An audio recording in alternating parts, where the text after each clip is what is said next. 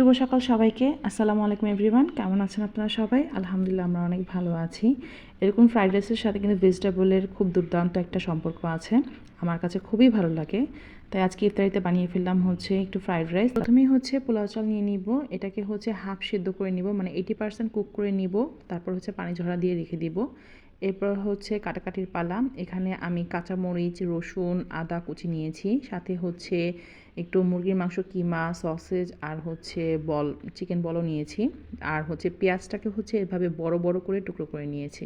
সাথে হচ্ছে রাইসে দেওয়ার জন্য আমি এখানে ফুলকপি, গাজর, আলু কুচি কুচি করে কেটে নিয়েছি। আর ভেজিটেবলের জন্য এখানে আমি মিষ্টি কুমড়া, গাজর আর ফুলকপি নিয়েছি।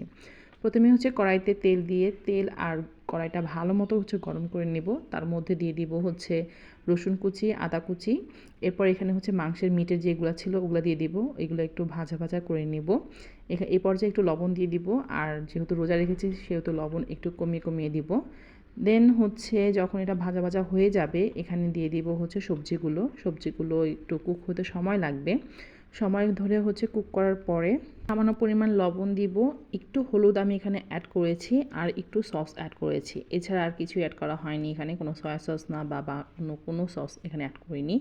দেন হচ্ছে দেখলাম একটু পানি ছাড়ছিল সবজি আর চিকেন থেকে। দেন ওই পানিতেই হচ্ছে এটা সুন্দর করে হচ্ছে সিদ্ধ হয়ে যাচ্ছিল। আমি একটু ভাপা দিয়ে রেখেছিলাম, দেখলাম সিদ্ধ হয়ে গেছে। এরপর ওই যে কাঁচা পেঁয়াজটা রেখেছিলাম বড় বড় টুকরো করে, ওগুলো দিয়ে দিব অনেকখানি, আবার মিশিয়ে রেখে দিব।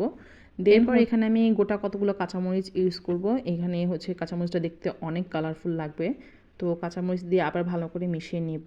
এবার মেশানো হয়ে গেলে এখানে দিয়ে দিব হচ্ছে অনেকগুলো ধনিয়া পাতা দিয়ে ভালো করে মিক্স করে নিব। এই পর্যায়ে দিয়ে দিব হচ্ছে রান্না করা সেই ভাতটা, যেটা হচ্ছে 80%-এর মতো আমি সিদ্ধ করে নিয়েছিলাম আগে থেকেই। এরপর এটা ভালো করে মিশিয়ে দেন হচ্ছে ভাপা দিয়ে রাখবো 10 মিনিট। তারপর দেখুন হয়ে গেছে, কি সুন্দর লাগছে না, ঝরঝরা ফ্রাইড রাইস। এটা সম্পূর্ণ হচ্ছে বাঙালি স্টাইলে, আপনার ঘরে যা আছে তা দিয়েই আমি প্রায় সময় এটা রান্না করে খাই বাসায়। এরপর তৈরি করব হচ্ছে মিক্স ভেজিটেবলটা। এটার জন্য আগে হচ্ছে একটা প্যান নিয়ে নিব, প্যানে একটু তেল দিয়ে দিব সামান্য পরিমাণে। তারপর সাথে দিয়ে দিব হচ্ছে রসুন আর আদা কুচিটা দেওয়ার পর একটু ভাজতে হবে। ভাজার পরে দিয়ে দিব হচ্ছে একটু মাংস যতটুকু ছিল বাকিটা, সাথে একটু শুকনো মরিচ দিয়ে দিব। এটা একটু ভাজা হয়ে গেলে আমি এখানে কি সবজি নিয়েছি সেটা আরেকবার দেখিয়ে দিই। এখানে আমি মিষ্টি কুমড়া, আলু আর হচ্ছে ফুলকপি, গাজর নিয়েছি, আর কাঁচামরিচ আর এই বড় পেঁয়াজগুলো যেগুলো জাস্ট একটু খুলে খুলে রেখেছিলাম, সবগুলো একসাথে হচ্ছে ঢেলে দিব। এবার ভালো মতো হচ্ছে একটু নাড়াচাড়া দিয়ে একটু ভাজা ভাজা করে নেব। তারপর একটু পানি দিব, গরম পানি দিলে খুবই ভালো হয়, তাড়াতাড়ি সিদ্ধ হয়ে যাবে।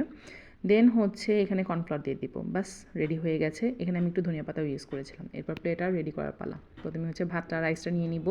রাইসের উপরে একটা বাটি